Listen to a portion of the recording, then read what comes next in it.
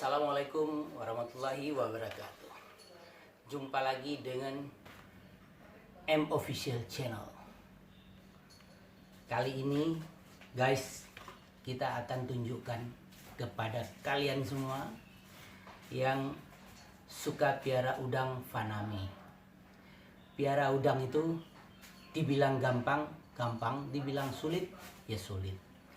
Tapi kalau tidak tahu caranya, berapapun uang kalian untuk bikin tambak udang, piara udang, modali semua, pakan, benur,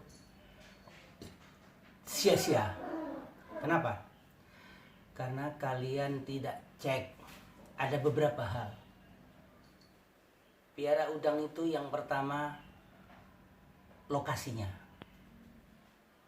Tempat yang akan kamu piara. Apakah itu tambak, apakah itu kolam beton, apakah itu bioflok, kolam terpal, atau panci atau ember. Semua itu harus memenuhi persyaratan untuk pemeliharaan udang. Karena ibarat manusia saja, biasa tinggal di kampung, suruh tinggal di kota, dia perlu penyesuaian, butuh waktu. Begitu juga udang, khususnya faname.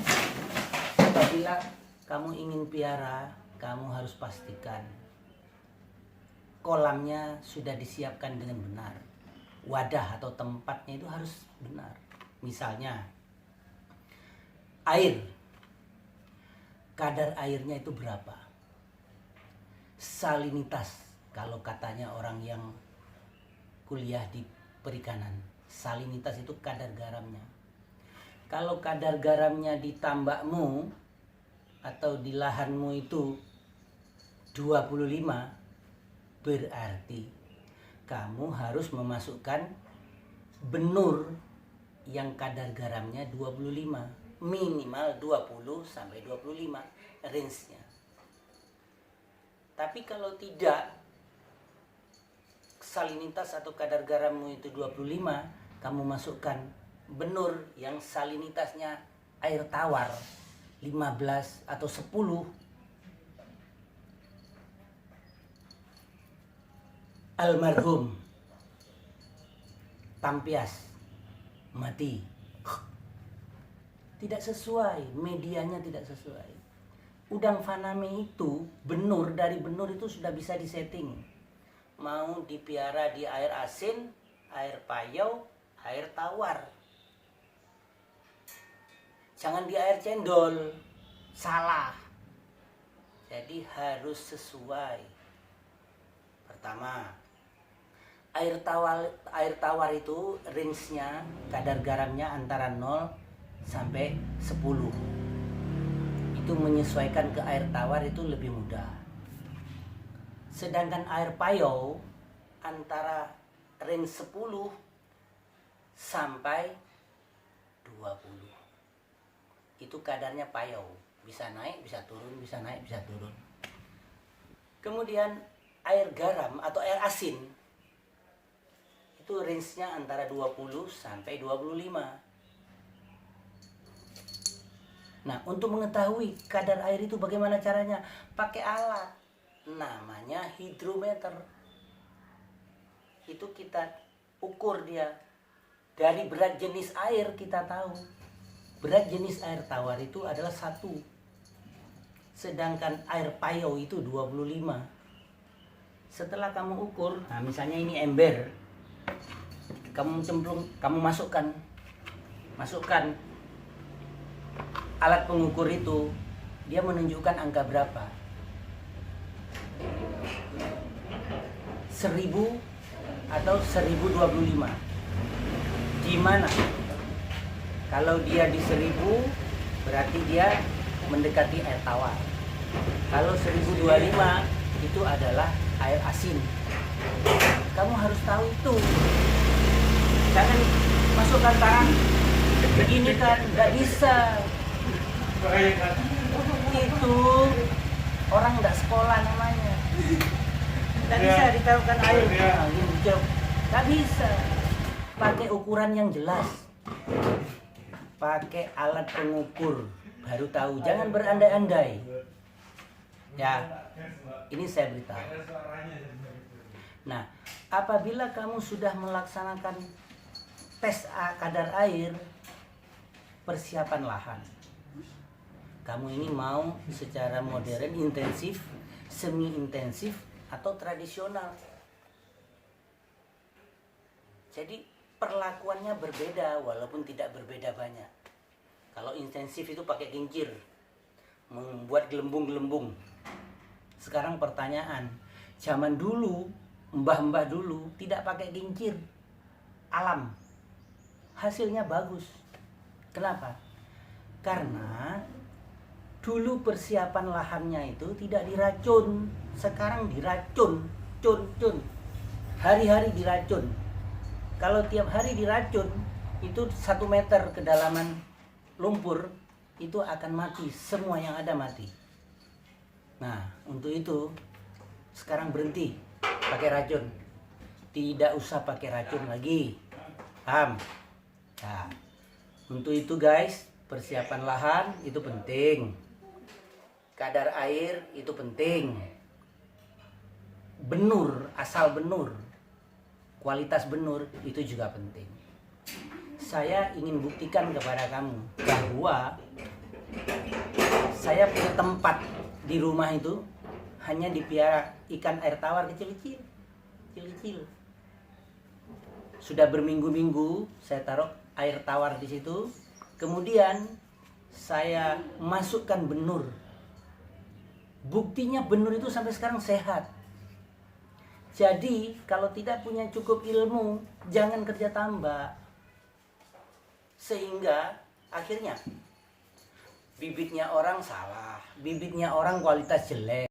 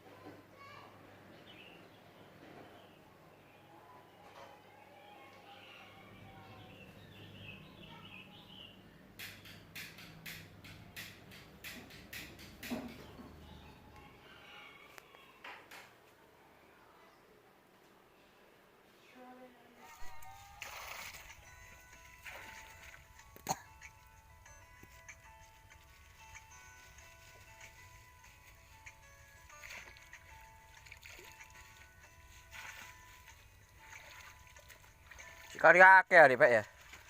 Sekali akeh iku kok kali perang iku kali 13.